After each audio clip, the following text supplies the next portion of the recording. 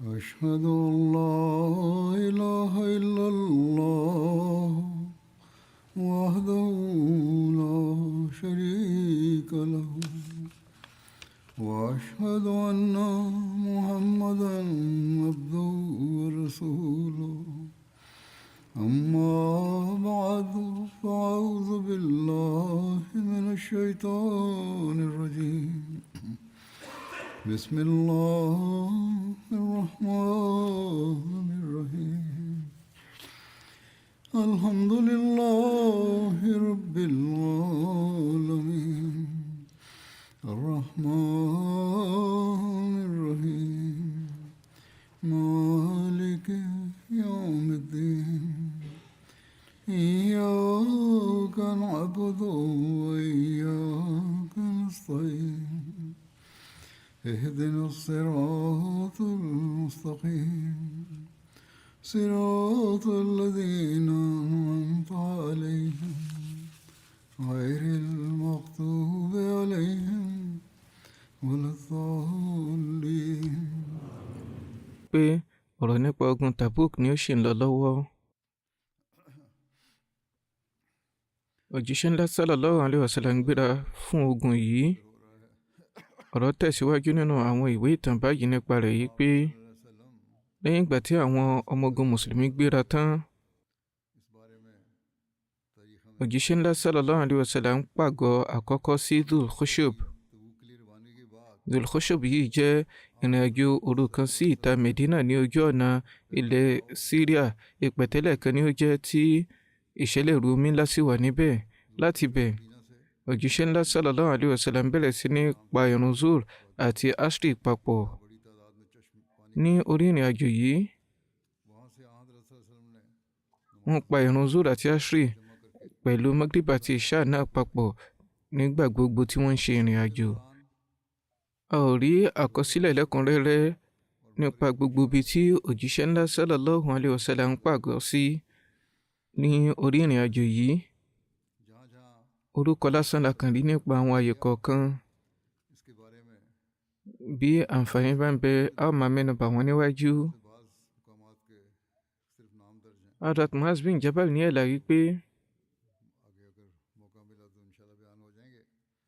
òjíṣẹ́ ńlá sallallahu alaihi wasallam wà ní ogun Tabuk tí ó jẹ́ wípé òòrùn ṣẹ́rí kó tó di pé wọ́n gbéra. Wọ́n pa ìrun Zuhr àti Ashri papọ̀.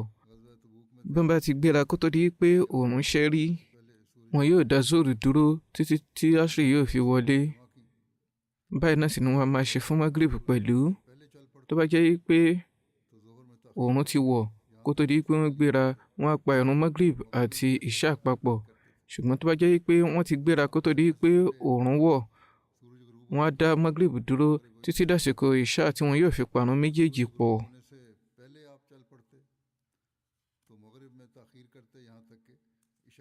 Ọ̀rọ̀ wà wípé lórí ìrìn àjò yìí, Hazrat Abdurrahman bin Auf ní àǹfààní láti darí ìrun. Ẹ̀là rẹ̀ lọ báyìí pé Hazrat Mughira bin Shu'ba sọ wípé òun lọ pẹ̀lú òjíṣẹ́ ńlá sallallahu alaihi wasallam ní àsìkò ogun Tabuk. Òjíṣẹ́ ńlá sallallahu alaihi wasallam ní láti lọ ṣe ìgbọ̀nsẹ̀ ṣáájú ìrun Fajr. Èmi ni mo gbé omi tẹ̀lé wọn.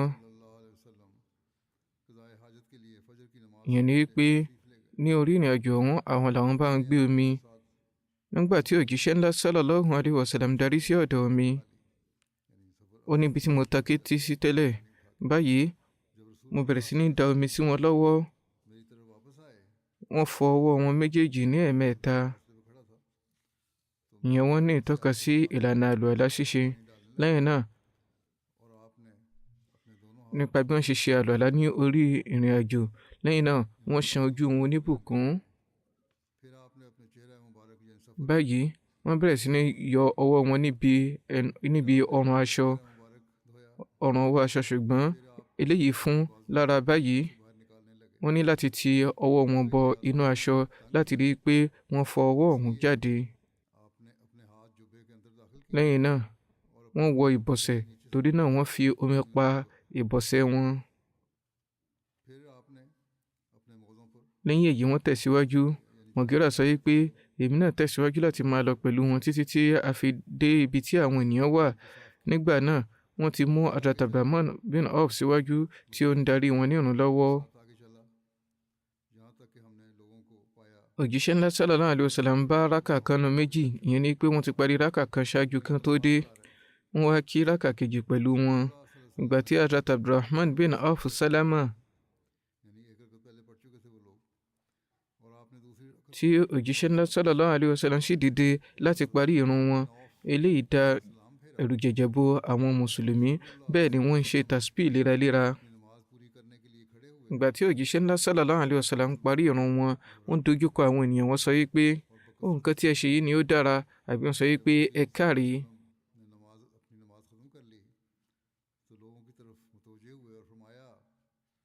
Wọ́n gbóríyìn fún wọn bí wọ́n ṣe kírun ní ojú aago rẹ̀. Ọ̀rọ̀ ń bẹ nípa bí wọ́n ṣe kọjá níbi ìletò àwọn ìran Samud. Hazrat Ibn Umar ní ẹ̀là wípé ìgbà tí òjíṣẹ́ ńlá sallallahu alaihi wasallam kọjá ní Hijr ní àsìkò ogun Tabuk, òjíṣẹ́ ńlá sallallahu alaihi wasallam fún àwọn èèyàn ní ìtọ́sọ́nà yìí pé ká má ṣe mu nínú omi kànga bẹ̀, wọn sì gbọ́dọ̀ fún ohunkóhun mu. Àwọn sàbí wípé àwa ti po èlùbọ́ pẹ̀lú omi rẹ̀, àti fún àwọn ẹran wa mu. Òjíṣẹ́ ńlá sallallahu alaihi wasallam fún wọn ní ìtọ́sọ́nà yìí pé àwọn èlùbọ́ tán ti pò ọ̀hún kí wọ́n dà wọ́n nù. Omi tó sì wà lọ́dọ̀ ọ̀hún náà kí wọ́n dà wọ́n nù pẹ̀lú. Ó ń bẹ nínú ẹgbàá náà yìí pé òjíṣẹ́ ńlá sallallahu alaihi wasallam sọ fún wọn pé kí wọ́n da àwọn oúnjẹ gan nù. Hazrat Abu Dharr ní ẹ̀là yìí pé òjíṣẹ́ ńlá sallallahu alaihi wasallam sọ yìí pé ẹnikẹ́ni tó bá ti fi omi yìí po èlùbọ́ rẹ̀ kí ó dànù. Ó wà nínú ẹgbàá kan wípé òjíṣẹ́ ńlá sallallahu alaihi wasallam sọ wípé ẹ gbọ́dọ̀ mu omi kànga yìí, ẹ ò gbọ́dọ̀ fi ṣe àlùwàlá. Kódà àwọn èlùbọ́ tí ẹ ti fi pò, ẹ ò gbọ́dọ̀ jẹ níbẹ̀, ẹ fún àwọn ràkúnmí jẹ. Nínú ẹgbàá mìíràn wọ́n wípé òjíṣẹ́ ńlá sallallahu alaihi wasallam sọ wípé ẹ má ṣe bu omi níbi tí ràkúnmí Hazrat Salih máa ń lọ láti mu omi. Ó tì, èyí tí wọ́n kọ̀ fún wọn ni wọ́n ní kí wọ́n má bu omi nínú rẹ̀, ṣùgbọ́n kí wọ́n bu omi nínú èyí tí ràkúnmí Hazrat Salih ti máa ń mu omi. Lọ́dọ̀ Ibn Hajar Asqalani tí ó jẹ́ ẹlẹ́là Bukhari, wọ́n wí pé òjíṣẹ́ ńlá sallallahu alaihi wasallam dá kànga yìí mọ̀, ìyẹn kànga ràkúnmí Ànábì Salih, látàrí ìṣípayá. Ó wà nínú ẹgbàá kan wípé nígbà tí òjíṣẹ́ ńlá sallallahu alaihi wasallam kọjá ní Hijr, òjíṣẹ́ ńlá sallallahu alaihi wasallam sọ wípé ẹ má ṣe wọ ìletò àwọn oníwà ìbàjẹ́, bí ó ṣe pé kí ẹ wà nípò ẹkún, kó jẹ́ wípé ẹ wà nípò ìpáyọ̀ Ọlọ́run ọba, kí ẹ sì máa ṣe àdúrà nígbà tí ẹ bá ń kọjá níbi ìletò àwọn tí ìjìyà Ọlọ́run bá ti dé bá, kí irú mùsíbà tó kóhun má bàa dé bá yín. Lẹ́yìn náà òjíṣẹ́ ńlá sallallahu alaihi wasallam fi aṣọ wọn bo ojú wọn nígbà tí wọ́n wà ní orí ẹrin ìgùn. Nínú ẹgbàá kan ó lọ wípé òjíṣẹ́ ńlá sallallahu alaihi wasallam bo orí wọn, wọ́n sì lọ ní kánmọ́nkóbó títí tí wọ́n ṣe kọjá níbi pẹ̀tẹ́lẹ̀ ọ̀hún. Hijr yìí ń tiẹ̀, orúkọ ìletò kan ní. Ọ̀rọ̀ nípa rẹ̀ lọ báyìí pé ojú ọ̀nà Tabuk láti Medina ní ibẹ̀ wà. Ibẹ̀ ni àwọn ìran Samud tí ń ṣe ìran Ànábì Salih tẹ̀dó sí. Hijr ní orúkọ agbègbè ọ̀hún.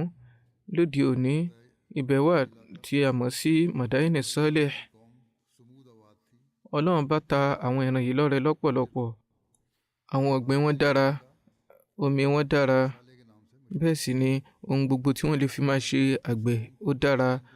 Wọ́n tún wá ní ọ̀pọ̀lọpọ̀ ọgbà ọ̀pẹ, wọ́n tó ní ọ̀pọ̀lọpọ̀ ìkápá ní àwọn ẹni yìí. Wọ́n sì jẹ́ni tí a máa ṣègbìyànjú takuntakun. Olúwa náà tún wá ta wọ́n lọ́rẹ lọ́pọ̀lọpọ̀ lórí ohun gbogbo ìkápá tí ó fún wọn, débi wípé wọ́n ní ìkápá débi wípé wọ́n á máa gbẹ́ ilé wọn nínú àwọn òkè.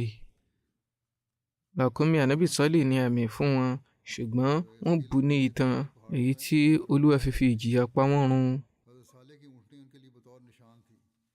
Àwọn ìran yìí ni a dárúkọ ní ashabul hijr nínú alukurani tí súrà sì wà tí ó ń jẹ́ al-hijr nínú alukurani pẹ̀lú. lórí ìrìn àjò yìí ọ̀rọ̀ tún wà nípa bí ràkúnmí òjíṣẹ́ ńlá sallallahu alaihi wasallam ṣe sọnù. láàrin lọ báyìí pé ìgbà tí òjíṣẹ́ ńlá sallallahu alaihi wasallam ń lọ sí Tabuk, láàyè kan kásù àti ṣe ràkúnmí òjíṣẹ́ ńlá sallallahu alaihi wasallam sọnù. àwọn sàábé òjíṣẹ́ ńlá sallallahu alaihi wasallam bẹ̀rẹ̀ sí ní wá káàkiri. Hazrat Umar bin Hazm náà wà pẹ̀lú òjíṣẹ́ ńlá sallallahu alaihi wasallam. sàábé Badru làwọn náà jẹ́. nínú àgọ́ Hazrat Umar ní arákùnrin kan tó ń jẹ́ Zaid bin Salt wà, tí ó jẹ́ ara ìran bẹ̀núkọ̀ ìnákọ̀ náà àwọn Yahudi ní tẹ́lẹ̀ kó tó di mùsùlùmí, ṣùgbọ́n ìjẹ́ mùsùlùmí rẹ̀ ó jẹ́ eléyìí tí ó tún ní àgàbàgebè nínú, ìgbàgbọ́ rẹ̀ ò gún régé. èyí tún fojú hàn ní ọ̀nà báyìí wípé Zaid ń sọ fún àwọn tó ń wà nínú àgọ́ nígbà tí Hazrat Umar ṣì wà ní ọ̀dọ̀ òjíṣẹ́ ńlá sallallahu alaihi wasallam wípé ǹjẹ́ Muhammad sallallahu alaihi wasallam máa kéde pé òjíṣẹ́ Ọlọ́run ọba lòun tóun sì ń gba ìṣípayá láti ọ̀run wá bí, ṣùgbọ́n ẹ̀yin náà wo nǹkan tó wà nílẹ̀, òun fúnra rẹ̀ ò tiẹ̀ mọ ibi tí ràkúnmí rẹ̀ lọ. Zaid ń sọ ọ̀rọ̀ yìí nínú àgọ́. lásìkò ọ̀hún náà ni òjíṣẹ́ ńlá sallallahu alaihi wasallam ń bá Hazrat Umar sọ̀rọ̀ yìí pé ìyẹn òun ṣì wà pẹ̀lú wọn lásìkò náà wípé ẹnìkan ń sọ báyìí wípé Muhammad sallallahu alaihi wasallam ń sọ fún ẹ̀yin yìí pé òjíṣẹ́ Ọlọ́run ọba lòun, ó sì ń kéde wípé òun gba ìṣípayá láti ọ̀run wá.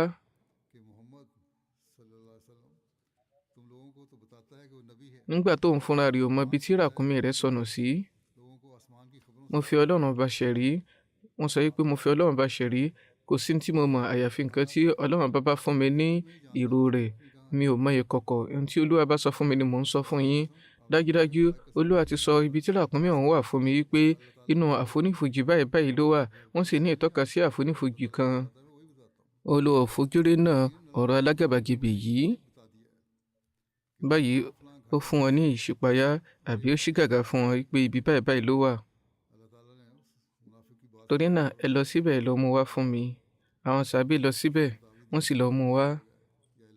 lẹ́yìn èyí Hazrat Umar lọ sínú àgọ́ wọn. wọ́n sọ wípé mo fi Ọlọ́run bá ṣẹ̀rí, ohun kan kàyéfì kan wáyé ní ọjọ́ tèní. òjíṣẹ́ ńlá sallallahu alaihi wasallam sọ fún wa nípa ẹnìkan tí Ọlọ́run bá ta wọ́n lólobó nípa rẹ̀. ẹnìkan nínú àwọn èèyàn tó wà nínú àgọ́ Hazrat Umar sọ wípé wá fi Ọlọ́run bá ṣẹ̀rí, ohun gbogbo tí ẹ sọ yìí Ọlọ́run bá ní sọ fún òjíṣẹ́ rẹ̀, nítorí pé gẹ́lẹ́ nǹkan tí Zaid ti sọ kẹ́ tó dé ní eléyìí. ìyẹn ni tó wà nínú àgọ́ ọ̀hún. báyìí Hazrat Umar fà ní aṣọ ọrùn, bẹ́ẹ̀ ni wọ́n bẹ̀rẹ̀ sí ní sọ fún àwọn ènìyàn yòókù yìí pé ẹ̀yin ará, ejò kan ń bẹ nínú àgọ́ mi tí mi ò sì mọ̀ yìí pé yẹ kí n ti lé síta. báyìí wọ́n sọ fún Zaid wípé kò sí nǹkan kan láàrin mi àti ẹ mọ́. àwọn kan ní wòye yìí pé Zaid padà túbá, àwọn kan sì ní wòye yìí pé ó tẹ̀síwájú nínú ìwà pálapàla rẹ̀, inú rẹ̀ náà sì ni ó papòdà sí. ó wà nínú ẹgbàá kan yìí pé sàábé tí ó lọ mú ràkúnmí ọ̀hún wá ní Hazrat Haris bin Khazma. ní orí ìrìn àjò yìí ọ̀rọ̀ tó wà nípa bí oúnjẹ bí jíjẹ àti mímu ṣe tán. ẹ̀là rẹ̀ lọ báyìí wípé ẹgbàá wá láti ọ̀dọ̀ Hazrat Abu Hurairah wípé ní orí ìrìn àjò Tabuk ebi pa àwọn ènìyàn kíkankíkan. báyìí wọ́n sọ wípé irú òjíṣẹ́ Ọlọ́run ọba sallallahu alaihi wasallam, bí ẹ bá fún wa níyọ̀ǹda, a lè dúnbù àwọn ràkúnmí tí wọ́n bá gbómi wá tí a sì jẹ lára wọn. wọ́n sọ wípé ẹ ṣe bẹ́ẹ̀ torí ebi ti mú àwọn ènìyàn lọ́pọ̀lọpọ̀. ẹlẹ́gbàá sọ pé báyìí Hazrat Umar mọ̀, wọ́n sì lọ sí ọ̀dọ̀ wọn. wọ́n sọ pé irú òjíṣẹ́ Ọlọ́run ọba sallallahu alaihi wasallam, bí a bá ṣe báyìí àwọn ẹran ègùn wọn yóò dínkù. ẹ bá sọ fún àwọn ènìyàn kí wọ́n kó àwọn nǹkan tó bá ṣẹ́kù nínú oúnjẹ ọ̀dọ̀ wọn wá, kí a sì ṣe àdúrà ìbùkún lé. ó kó ṣeé ṣe kí Olúwa bá bùkún. òjíṣẹ́ ńlá sallallahu alaihi wasallam sọ pé dà kò burú. ẹlẹ́gbàá sọ pé òjíṣẹ́ ńlá sallallahu alaihi wasallam béèrè ìtẹ́ kan, wọ́n tẹ́ sílẹ̀. wọ́n sì ní kí oníkálukú máa kó nǹkan tó bá kù lọ́dọ̀ wọn wá. Ẹlòmíràn mustadi ọwọ́ kan, dàbínù ọwọ́ kan, àgékù búrẹ́dì àtún pẹ́pẹ̀pẹ́ báyìí ni àwọn èèyàn ń dájọ́ tí gbogbo ẹ̀ fi kóra jọ ní kékeré. Òjíṣẹ́ ńlá sallallahu alaihi wasallam ṣe àdúrà ìbùkún lé lórí. Wọ́n sọ pé ẹ mú àwọn abọ́ yín wá kí ẹ sì máa mú nínú rẹ̀. Oníkálukú bẹ̀rẹ̀ sí ní bù débi pé nínú gbogbo àwọn ọmọ ogun kò sí ẹnikẹ́ni nínú wọn tí ò bu abọ́ rẹ̀ kún. Gbogbo wọn jẹun yó, ó sì tún ṣẹ́kù. Òjíṣẹ́ ńlá sallallahu alaihi wasallam wọ́n sọ pé mo jẹ́rìí pé kò sí ẹni tí ìjọsìn tọ́ sí yàtọ̀ sí Allah àti pé òjíṣẹ́ Allah ni mo jẹ́. Ẹnikẹ́ni tí ó bá sì déwájú Olúwa láì ní ròyìnròyìn kankan lórí ìjẹ́rìí méjèèjì yìí kò ní sí nǹkan tí yóò dá dúró lójú ọ̀nà àlùjánnà. Ní inú ìrìn àjò yìí onírúurú àwọn ìṣẹ̀lẹ̀ ni ó wáyé. Ìṣẹ̀lẹ̀ kan ní ti àwọn ènìyàn méjì kan tí wọ́n jà. Hadrat Ya'la bin Umayyah ní àlàyé pé mo wà pẹ̀lú òjíṣẹ́ ńlá sallallahu alaihi wasallam nígbà ogun Tabuk. Mo ní ẹrú kan, ó bá ẹlòkejì jà. Báyìí ìkan wá gé ìkejì lọ́wọ́. Wọ́n wí pé ẹni tí ó gé lọ́wọ́ yìí ó fa ọwọ́ òun nínú ẹnu ẹnì kejì débi tí àwọn eyín ọ̀kánkán rẹ̀ méjèèjì náà jábọ́. Ìyẹn ni pé ó fi eyín yìí gé jẹ kíkankíkan. Ìgbà tóun náà fa ọwọ́ yìí kíkankíkan, ọwọ́ tí ó ń gé jẹ yìí nígbà tí ó wà nínú rẹ̀ ó di pé eyín tiẹ̀ náà fò yọ látàrí fífà. Ní ṣókí, àwọn méjèèjì kó ẹjọ́ lọ síwájú òjíṣẹ́ ńlá sallallahu alaihi wasallam. Ẹni tí eyín rẹ̀ yọ ó bẹ̀rẹ̀ sí ní béèrè fún díyà wípé lórí eyín òun tó yọ kí wọ́n ṣe ìtanràn. Òjíṣẹ́ ńlá sallallahu alaihi wasallam kọ̀ wọ́n wípé eléyìí ò tọ́. Wọ́n sọ wípé wọ́n san díyà rẹ̀. Wọ́n sọ wípé ṣé òun retí kí ó fi ọwọ́ rẹ̀ lẹ̀ lẹ́nu rẹ̀ ni kó lè ba àrùn jẹ tán. Bí ẹnu pé inú ràkúnmí ni ó wà kó máa rún jẹ. Ìyẹn ni pé ẹni tí wọ́n ń gé jẹ lọ́wọ́ ìgbà tí ó fa ọwọ́ yìí láti bá dóòlà ara rẹ̀ ni eyín rẹ̀ ṣe fò yọ. Torí náà kò sí owó ẹ̀jẹ̀ lé lórí. Báyìí ló fi jẹ́ wípé ìpinnu díyà náà ní láti bá òdodo àti bí nǹkan bá ṣe rí lọ. Wọn kàn ní sanwó ẹ̀jẹ̀ láì wo ohun tó ṣẹlẹ̀ ní pàtó. Àwọn ìṣẹ̀lẹ̀ mìíràn náà tún wà ní orí ìrìn àjò yìí. Fún àpẹẹrẹ ti èyí tí Hadrat Umair Saidi mẹ́nubà pé ní ojú ogun Tabuk nígbà tí wọ́n dé ibi ìpẹ̀tẹ́lẹ̀ Qura, wọ́n rí ọgbà dàbínù kan. Òjíṣẹ́ ńlá sallallahu alaihi wasallam sọ fún àwọn sàbí wọn pé kí wọ́n wòye sí pé dàbínù mélòó ni yóò wà níbẹ̀. Oníkálukú wọn fi ìwòye wọn lélẹ̀. Òjíṣẹ́ ńlá sallallahu alaihi wasallam náà sì wòye sí pé yóò jẹ́ wask 10, ìyẹn 1,000 kílò òun ni yóò jẹ́ tí wọ́n bá kó jọ tán. Obìnrin kan ló ní ọgbà ọ̀hún tó dúró síbẹ̀ nígbà náà. Wọ́n sọ fún wípé tó bá ti kéré ọgbà yìí rántí láti ṣe òṣùwọ̀n rẹ̀ wípé mélòó ni ó jẹ́. Ẹlẹ́gbàá ẹ̀ sọ wípé nígbà tí wọ́n ń darí láti Tabuk nígbà tí àwọn kọjá níbi ọgbà ọ̀hún, wọ́n béèrè lọ́dọ̀ arábìnrin yìí pé mélòó ni èrè tí ó kó. Gẹ́lẹ́ nǹkan tí òjíṣẹ́ náà sàlám sọ òun náà sì ni ó jẹ́, ìyẹn ni wask 10. Báyìí ni ẹlẹ́gbàá ẹ̀ náà tó sọ wípé nígbà tí a dé Tabuk, òjíṣẹ́ náà sàlám sọ wípé ẹ ṣọ́ra o, ìjì ńlá yóò jà lálẹ́ yìí. Ẹnikẹ́ni ò gbọdọ̀ nàró. Ẹni tí ràkúnmí bá ń bẹ lọ́dọ̀ rẹ̀ kí ó rí pé ó di ràkúnmí rẹ̀ mọ́lẹ̀. Bí ẹnikẹ́ni bá ní láti lọ síta fún ohunkóhun kó má ṣe dá lọ. Kó jẹ́ wípé èèyàn méjì ni wọ́n ó parapọ̀ lọ. A jẹ́ pé òjíṣẹ́ náà sàlám ti fura sí ìjì ọ̀hún. Ó sì tún ṣeéṣe kó jẹ́ wípé Ọlọ́run bá ní ó fún wọn ní ìró yìí. Àwọn sàbí ní àlàyé pé a tẹ̀lé àṣẹ yìí, a sì de àwọn ràkúnmí wa mọ́lẹ̀. Ìjì jà kíkankíkan ní ọjọ́ yìí. Ẹnìkan dìde, ẹnìkan náà rò báyìí ni ìjì gbé jù sí orí òkè àwọn ìran Táì. Nínú ẹgbàá mìíràn, èèyàn méjì náà àwọn Banu Saida tẹ̀lé àṣẹ yìí. Ìkan nínú wọn lọ láti lọ ṣègbọ̀nsẹ̀, ó dá lọ. Èkejì náà sì tó dá lọ láti wá ràkúnmí rẹ̀. Èyí tí ó lọ láti lọ ṣègbọ̀nsẹ̀, ó rí àrùn khannak, eléyìí tí ó jẹ́ àrùn kan tí gbáyàmú ní ọ̀nà ọ̀fun. Èyí tó sì lọ láti wá ràkúnmí rẹ̀, ìjì gbé jù sí òkè àwọn ìran Táì. Òjíṣẹ́ náà sàlám mọ̀ nípa rẹ̀. Wọ́n sọ wípé ǹjẹ́ mi ò ti fún yín ní ìkìlọ̀ wípé ẹ ò gbọdọ̀ jáde láì jẹ́ wípé ẹ lọ pẹ̀lú ẹmẹ̀wà kan bí, èyí tí ó jẹ́ aláàárẹ̀ nínú wọn. Òjíṣẹ́ náà sallallahu alaihi wasallam ṣe àdúrà fún. Ara rẹ̀ sì yá. èyí tí ó fò lọ sí ibi ìran Táì, àwọn ìran Táì fúnra wọn náà ni wọ́n padà mú wá sí Mẹ̀dínà. Nínú ẹgbàá kan, lẹ́yìn ìjì yìí, nígbà tí àwọn èèyàn jí láàárọ̀, wọn ò ní omi lọ́dọ̀ mọ́. Wọ́n á mú eléyìí tó òjíṣẹ́ náà sallallahu alaihi wasallam létí. Òjíṣẹ́ náà sallallahu alaihi wasallam ṣe àdúrà. Olúwa sì fi kùrukùru kan ránṣẹ́, eléyìí tí ó rọ ọ̀pọ̀lọpọ̀ òjò fún wọn, débi pé oníkálukú wọn bu akèrèǹgbè awọ wọn tí wọ́n sì tẹ́ra wọn lọ́rùn. Látàrí àdúrà òjíṣẹ́ ńlá sallallahu alaihi wasallam ni a tó ti rí ìṣẹ̀lẹ̀ mìíràn nípa bí òjò ṣe rọ̀ lọ́nà ìyanu. Hazrat Ibn Abbas radiyallahu ta'ala anhu ní ẹ̀là wípé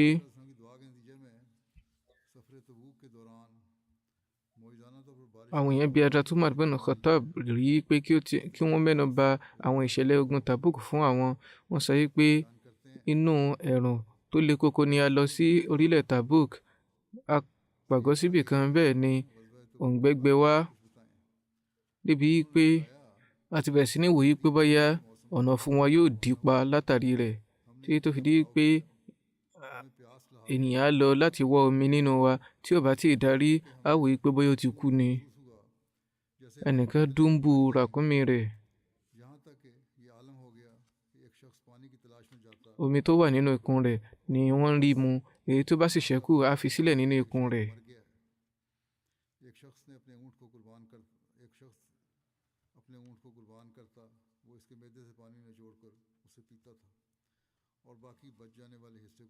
Mo rò pé akèrèǹgbè ni wọ́n ní ìtọ́ka sí ní ìtọ́ka ikùn láàyè yìí. Hazrat Abubakar Siddiq tọrọ wípé ilé òjíṣẹ́ Ọlọ́run ọba, Olúwa ti fi ìbùkún sínú àwọn àdúrà yín, ẹ bá ṣe àdúrà fún wa. Òjíṣẹ́ náà sallallahu alaihi wasallam béèrè wípé ǹjẹ́ ẹ fẹ́ kí n ṣe àdúrà lórí eléyìí bí? Wọ́n dáhùn pé bẹ́ẹ̀ ni.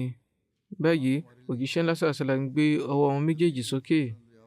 Ọwọ́ wọn ò tí ì wálẹ̀ tó di pé kùrukùru bẹ̀rẹ̀ sí ní dé tó sì ń rọ òjò fún wọn. Àwọn ènìyàn bu gbogbo àwọn kété ọ̀dọ̀ wọn kún. Nígbà tí a wò dé, a rí i pé kò sí òjò kankan ní ìtàbí tí àwọn ọmọ ogun wà.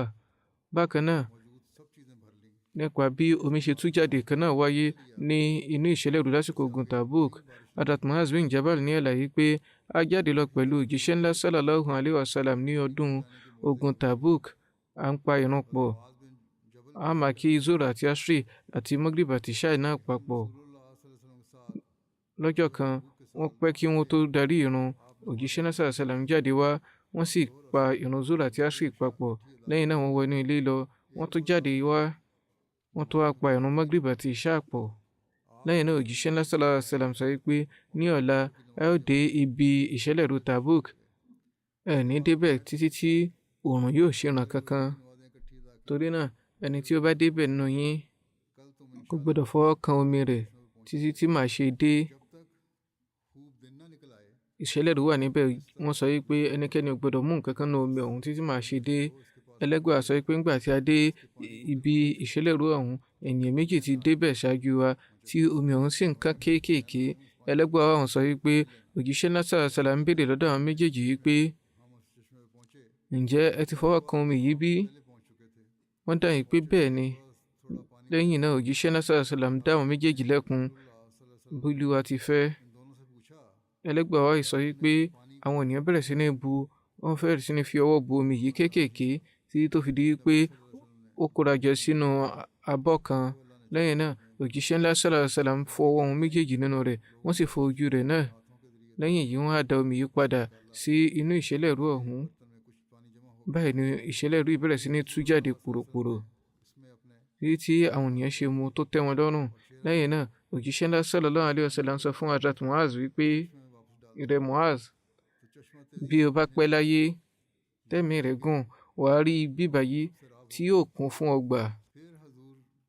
Muhammad bin Abdul Baqi Zarqani ní ìlà rẹ̀ ó ṣe ẹ̀la hadith yìí, ó kọ báyìí wípé ìṣípayá láti ìkọ̀kọ̀ lélẹ́yìí tí ó ti rí àmúṣẹ. Ibi tí òjíṣẹ́ náà sallallahu alaihi wasallam mẹ́nu bà ní pàtó fún Hazrat Muaz yìí, ìṣípayá láti ìkọ̀kọ̀ ni yóò jẹ́, torí ó ti wà nínú kádàrá yìí pé Hazrat Muaz padà lọ sí ilẹ̀ ọ̀hún, ibẹ̀ sì ni wọ́n papòdà sí.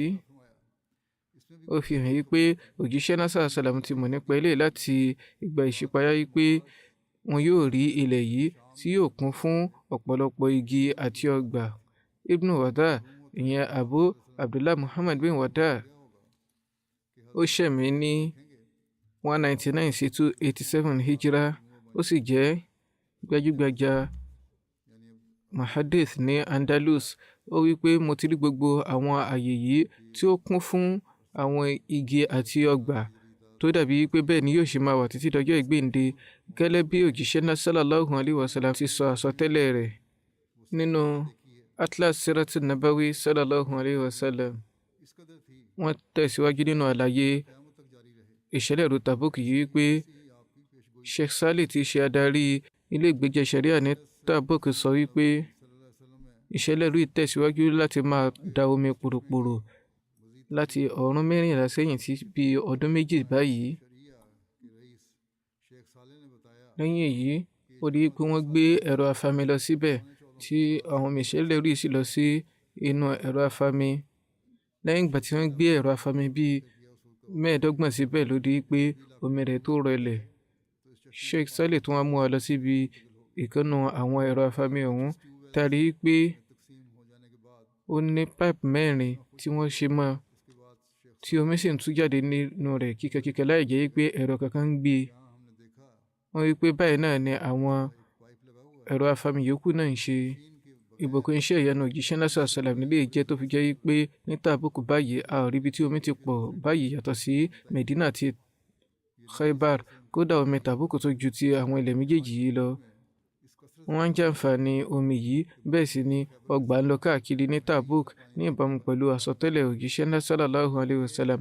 Ọwọ́lẹ̀ Tabuk ti kún fún ọgbà báyìí tí wọ́n sì ń pọ̀ sí lójoojúmọ́.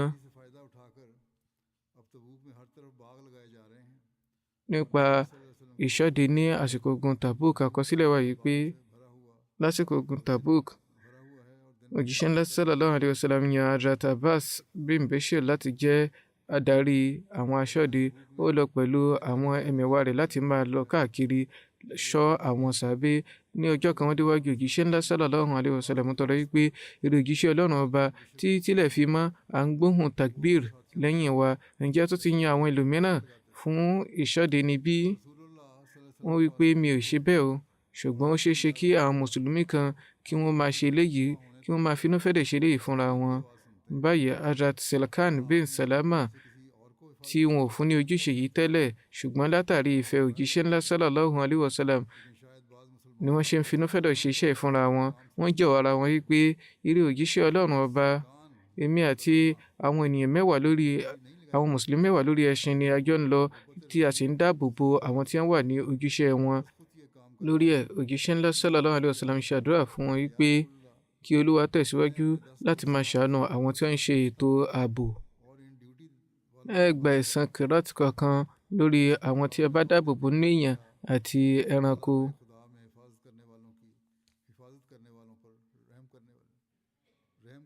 Kìrát kan jẹ́ òṣùwọ̀n gíráàmù 2 wúrà.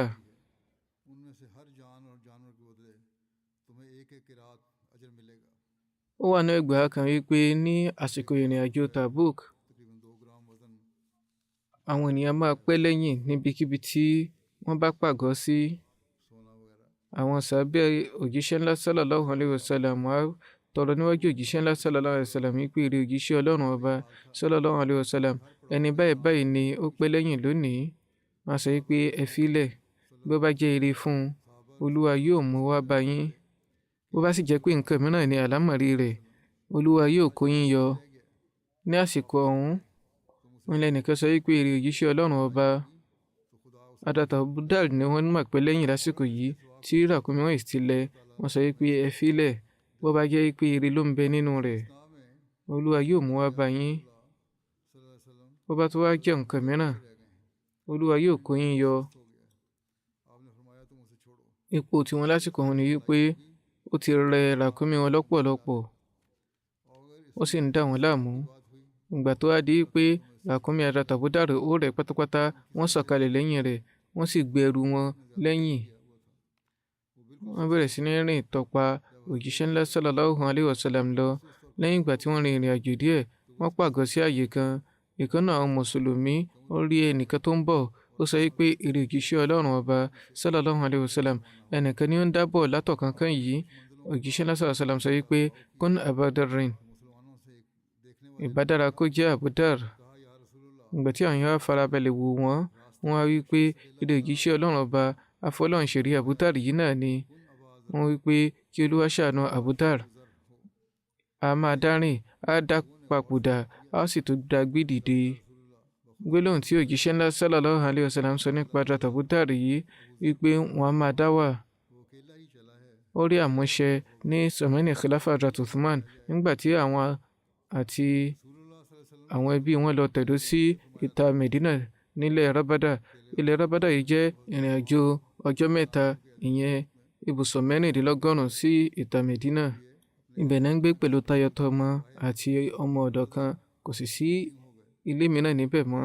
Ìgbà tí àsìkò ìpapòdà wọn tó, ìpayín kékeré bo aya wọn nítorí pé wọ́n dá wà tí kò sì sí aṣọ tí wọn yóò fi sin wọ́n. Báyìí wọ́n bẹ̀rẹ̀ sí ní sun ẹkún. Hazrat Abu Dar sọ fún wọn wípé má ṣe bú sẹ́kún. Mo ti gbọ́ tí òjíṣẹ́ ńlá sallallahu alayhi wa sallam sọ rí pé ìkànnì yín á dákú sí inú ijù, tó sì jẹ́ wípé àwọn ikọ̀ onímùmí nìkan ni wọn yóò kí jánásà rẹ̀. Ó tún wá sọ fún aya wọn wípé nígbà tí òjíṣẹ́ ńlá sallallahu alayhi wa sallam sọ gbólóhùn ọ̀hún, gbogbo àwọn tí wọ́n wà níbẹ̀ ti papòdà. Kò sí ẹnikẹ́ni nínú wọn tí ó dákú ní inú ijù.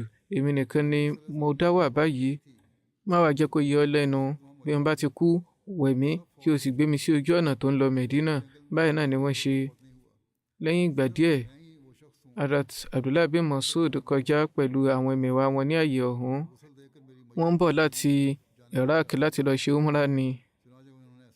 Nígbà tí wọ́n wá rí mọ̀ yìí pé òkú Hazrat Abu Dar ló wà nílẹ̀ yìí, omijé léròrò lójú wọn. Wọ́n bú sẹ́kún, wọ́n sọ wípé òdodo ni òjíṣẹ́ ńlá sallallahu alayhi wa sallam sọ wípé Abu Dar máa ń dá wà, yóò sì dá papòdà. Báyìí àwọn àti àwọn ẹmẹ̀wà wọn, wọ́n kí jánásà wọn, wọ́n sì sin wọ́n síbẹ̀. Wọ́n sì tẹ̀síwájú láti ṣàlàyé ohun gbogbo nípa ogun Tabuk fún àwọn ẹmẹ̀wà wọn àti bí ọ̀rọ̀ òjíṣẹ́ ńlá sallallahu alayhi wa sallam ṣe rí àmúṣẹ. Ìṣẹ̀lẹ̀ kan wà nípa ti Hazrat Wathila radiyallahu ta'ala anhu bin Asqa tí wọ́n lọ darapọ̀ pẹ̀lú àwọn ọmọ ogun. Ọjọ́ díẹ̀ ṣáájú ogun Tabuk ni wọ́n tó di mùsùlùmí tí wọ́n lọ sí Medina. Medina yìí náà ni wọ́n wà nígbà tí òjíṣẹ́ ńlá sallallahu alayhi wa sallam kéde ìgbáradì fún ogun Tabuk. Hazrat Wathila bin Asqa ní ẹ̀là wípé ní àsìkò ogun Tabuk, òjíṣẹ́ ńlá sallallahu alayhi wa sallam mú akéde kéde. Mo lọ sí ilé, mo sì darí dé. Mo wá rí tí àwọn sàábé wọn ti gbéra lọ. Mo bẹ̀rẹ̀ sí ní kéde láàrin ìlú wípé ǹjẹ́ ẹnikẹ́ni wà tí yóò ṣètò ohun gígùn kankan fún ènìyàn rẹ̀ yìí. Ohun tó bá sì mú bọ̀ ní èrè ogun yóò gbà nínú rẹ̀ gẹ́gẹ́ bí ẹ̀san. Arúgbó Ansari kan sọ wípé ó dára, àṣetán àwa náà kópa nínú ilé yìí. A ó jẹ́ ká jọ ṣe ìrìn àjò. A sì tún ṣètò jíjẹ mímu pẹ̀lú. Mo sọ wípé mo gba gbèdéke yìí, èmi ni ẹni náà. Arúgbó yìí sọ wípé ó dára, pẹ̀lú gbèdéke nínú Ọlọ́run ọba, tẹ̀síwájú. Hazrat Wasila sọ wípé báyìí ni mo jáde pẹ̀lú àwọn ẹmẹ̀wà rere títí tí Olúwa ṣe ta wá lọ́rẹ èrè ogun. Mo jèrè àwọn ràkúnmí kan tí wọ́n yára púpọ̀. Báyìí mo darí wọn sí ọ̀dọ̀ àwọn ẹmẹ̀wà mi. Ó jáde, ó bọ́ sí orí ràkúnmí rẹ̀. Ó sọ wípé ó dáa, jẹ́ kí àwọn ràkúnmí kọ̀yìn sí mi kí o sì gùn wọ́n lọ. Ó yá, jẹ́ kí wọ́n tó kọjú sí mi kí o sì tún gùn wọ́n. Wọ́n wí pé mo rò wípé ràkúnmí rẹ̀ yìí dára. Mo sọ wípé ọ̀rọ̀ yín leléyìí, eléyìí tí mo fi gbèdéke ẹ̀ lélẹ̀. Wọ́n wí pé èrè ọmọ mi ọ̀wọ́n, ìwọ ni o leléyìí, mi ò ní ẹ̀mí àti gbà nínú rẹ̀ tẹ́lẹ̀. Ní ṣókí, ọ̀nà báyìí ní rí bí kópa nínú ogun. Bákan náà, bí Hazrat Abu Khaisama náà ṣe lọ darapọ̀ mọ́ àwọn ọmọ ogun. Nínú àwọn tí wọ́n pẹ́ lẹ́yìn nínú àwọn tí wọ́n jẹ́ sàábé láti lọ sí ojú ogun yìí ni sàábé kan tí jẹ́ Abu Khaisama wà. Kò sí ní Medina ní àwọn ọjọ́ yìí. Lẹ́yìn ọjọ́ díẹ̀ tí òjíṣẹ́ náà sàṣàlà ń gbéra lọ ni ẹni yìí darí sílé ní ọjọ́ kan tí oòrùn mú kankan. Nígbà tó rí pé àwọn aya wọn méjèèjì ti wọ́n omi sílẹ̀ káàkiri ọgbà, wọ́n sì bá wọn pẹ̀lú omi tútù àti ohun tí wọn yóò jẹ sílẹ̀. Hazrat Abu Khaythama wọ inú ọgbà yìí, wọ́n dúró sí ibi ẹran jẹ, wọ́n wá rí ohun gbogbo tí àwọn aya wọn ti pèlú lẹ̀ fún wọn. Wọ́n wí pé òjíṣẹ́ ńlá sàlàmù ń bẹ nínú oòrùn gbígbóná. Abu Khaythama yóò wá máa jẹ, yóò sì máa wà nínú omi tútù, yóò máa gbafẹ́ pẹ̀lú àwọn aya rẹ̀ láéláé. Eléyìí ò tọ́.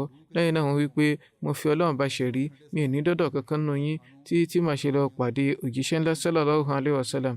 Torí náà ẹ bá mi gbáradì fún àwọn nǹkan tí màá fi ṣe ìrìn àjò. Báyìí ni wọ́n ṣe.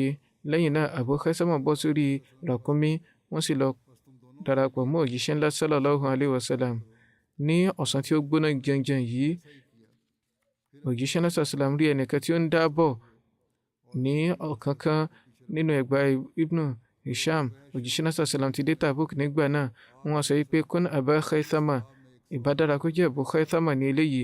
Ìgbà tán dé tòsí, àwọn sàbẹ̀ sọ pé irú òjíṣẹ́ Ọlọ́run ọba sallallahu alaihi wasallam, àfi Ọlọ́run ṣẹ̀rí Abu Khaythama Ansari náà ni ó dé yìí, tí wọ́n ti sọ̀kalẹ̀ lórí ràkúnmí wọn láti jọ̀wọ́ ara wọn síwájú òjíṣẹ́ ńlá sallam. Wọ́n sálámà. Òjíṣẹ́ ńlá sallam béèrè pé ìrẹ́ Abu Khaythama, èmi ló mú ọ pẹ́ lẹ́yìn. Wọ́n wá ṣàlàyé gbogbo nǹkan tí ó ṣẹlẹ̀. Lẹ́yìn èyí, wọ́n ṣe àdúrà fún wọn. Hazrat Muslim Maud radiyallahu ta'ala anhu náà mẹ́nu bà ìṣẹ̀lẹ̀ yìí pé ó wà nínú ìtàn wípé nígbà tí òjíṣẹ́ ńlá sallallahu alaihi wasallam jáde lọ fún Tabuk, àwọn sàbí kan pẹ́ lẹ́yìn. Nínú wọn ni Abu Khaythama wà. Ẹni rere ni wọ́n jẹ́. Wọn ò nírètí kí wọ́n pẹ́ lẹ́yìn, ṣùgbọ́n nígbà tí àṣẹ dé wípé kí wọ́n lọ sí ojú ogun, wọn ò sí nílé lọ́jọ́ náà. Nígbà tí wọ́n darí sílé, wọ́n rí pé àwọn aya wọn ti ń dúró dè wọ́n bí ìgbà tí wọ́n ní nǹkan kan láti sọ fún wọn. Wọ́n fojú rénà àwọn aya wọn, wọ́n wá béèrè lọ́wọ́ wọn wípé ǹjẹ́ òjíṣẹ́ ńlá sallam ti lọ níbí? Aya wọn sọ wípé bàbá tiẹ̀ jókòó fúngbà díẹ̀ náà. Wọ́n dáhùn wípé ó wá tọ́ bí kí òjíṣẹ́ Ọlọ́run ọba ti gbéra fún ogun, kémi wá máa gbafẹ́ nínú ilé. Kò lè láéláé rí bẹ́ẹ̀ fún Abu Khaythama. Báyìí wọ́n pèlú ẹṣin wọn, wọ́n sì bọ́ sórí ẹ̀, wọ́n lọ sí ojú ọ̀nà ọ̀hún. Ní àyè yìí, ẹṣin ni Hazrat Muslim Maud mẹ́nubà, ṣùgbọ́n ẹgbàá àṣáájú ràkúnmí ni ọ̀rọ̀ wà lórí rẹ̀. Ó sì ṣeéṣe kí ó jẹ́ pé àṣìṣe ni, àbí kó jẹ́ pé ẹgbàá méjèèjì ni ó wà nílẹ̀. Ní ṣókí, ohun kan tí wọn yóò gùn lọ ni eléyìí tí wọ́n gùn lọ ojúpọ̀nà òjíṣẹ́ ńlá sallallahu alaihi wasallam. Lẹ́yìn ìṣòro ìrìn àjò tí wọ́n la ọ̀pọ̀lọpọ̀ ibùsọ̀ kọjá, wọ́n dọ́dọ̀ òjíṣẹ́ ńlá sallallahu alaihi wasallam. Nígbà tí wọ́n dé tòsí àwọn ọmọ ogun, àwọn sàábẹ̀ kan rí eruku tí ó ń bọ̀ láti ọ̀kánkán. Wọ́n á wòye sí pé ta lẹni tó ń bọ̀ yìí. Òjíṣẹ́ ńlá sallallahu alaihi wasallam sọ wípé kun Aba Khaythama. Abu Khaythama ní kí ó yá jẹ́ o. Gbólóhùn yóò kú túmọ̀ sí pé ẹni yòówù tí ò bá jẹ́ pé ó ń bọ̀ kó di Abu Khaythama. Nǹkan tí ó túmọ̀ sí ni pé ó wù mí kó jẹ́ pé Abu Khaythama lẹni tó ń bọ̀ yìí. Hazrat Muslim Maud ṣe àlàyé kún ní àyè mìíràn yìí pé ìtọ́ka àkọ́kọ́ wà ní ti Tafsir Kabir. Tafsir Kabir sì ni ẹlẹ́ẹ̀kejì yìí náà ti wá.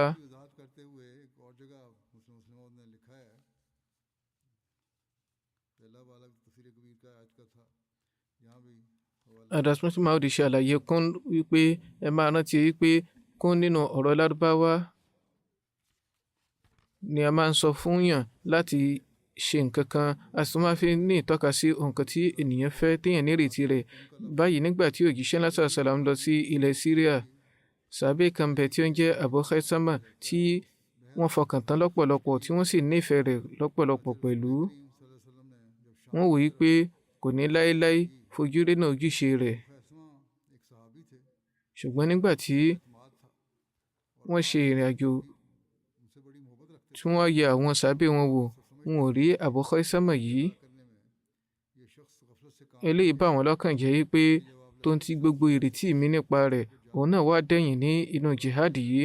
Nígbà tí wọ́n wá lọ, ẹnìkan sọ pé èrè òjíṣẹ́ ọlọ́run ọba ẹnìkan ló ń bọ̀ yìí wọ́n wẹ̀yìn wọ́n wò wọ́n pé kún Abu Khaisama nígbà tí ẹni tó ń bọ̀ láti inú eruku yìí dọ́dọ̀ wọn àwọn èèyàn rí i pé Abu Khaisama gan náà ni báyìí wọ́n gbóríyìn fún ọlọ́run ọba tí ó ṣe àmúṣe ìrètí wọn ní kíákíá kún Abu Khaisama wá túmọ̀ sí pé ẹni yòówù tí ò bá ń bọ̀ báyìí kó ṣáà ti di Abu Khaisama ni òjíṣẹ́ náà sàṣàlà ń gbà lérò ohun tí wọ́n gbà lérò ní pé torí ọlọ́run kó ṣáà ti jẹ́ pé ẹni tó ń bọ̀ yìí Abu Khaisama ni torí náà nínú èdè lárúbáwá a máa ń lo ọ̀rọ̀ kún láti fi nǹkan tí ènìyàn fẹ́ hàn.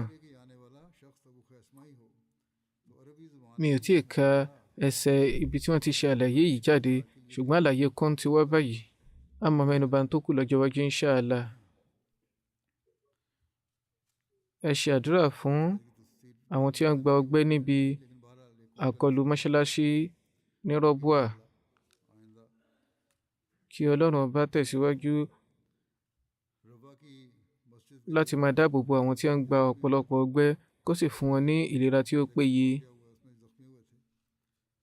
k'Olúwa bá wa mú gbogbo ète àwọn olódì ní Pakistan já sí pàbó. wọ́n tún ṣe ìwọ́de kan ní Rọ́bùà ní ìní náà ní ti Khatmu Nubuwah tiwọn. ohun gbogbo búburú tí àwọn àfáà wọn ní láti sọ wọ́n ti sọ á ti tán báyìí kí Olúwa dóòlà wọn lọ́wọ́ ibi àwọn ẹni ọ̀hún. bákan náà ṣe àdúrà fún àwọn Ahmadi tán wà ní Bangladesh. ó jọ pé àwọn olódì sì tún lérò kérò níbẹ̀ kí Olúwa dáàbò bo gbogbo Ahmadi níbẹ̀. ẹ ṣe àdúrà fún àwọn ará Palestine kí Olúwa ṣàánú wọn kó sì dóòlà wọn lọ́wọ́ àwọn oníwà ìbàjẹ́. ìmọ̀gúnró tí wọ́n mẹ́nubà orúkọ lásán ni àwọn ìṣẹ̀lẹ̀ tí ó ti wáyé ní ọjọ́ méjì sẹ́yìn ti fi hàn yí pé orí ẹnu lásán ni ìmọ̀gúnró ọ̀hún wà. kí Olúwa dóòlà àwọn ẹni tó ń fara ní lọ́wọ́ ìbàjẹ́ kó sì bá gbá wọn níbàjẹ́ mú.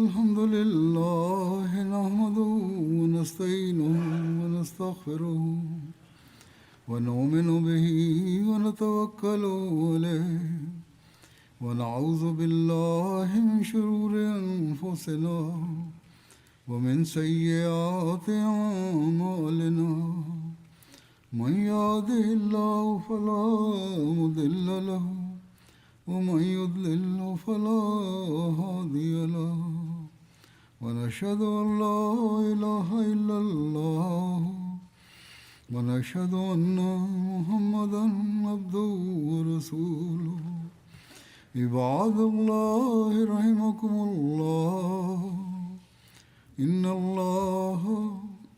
الله يأمر بالعدل والإحسان وإيتاء ذي القربى وينهى عن الفحشاء والمنكر والبغي يعظكم لعلكم تذكرون اذكروا الله يذكركم وادعوه يستجب لكم ولذكر الله أكبر.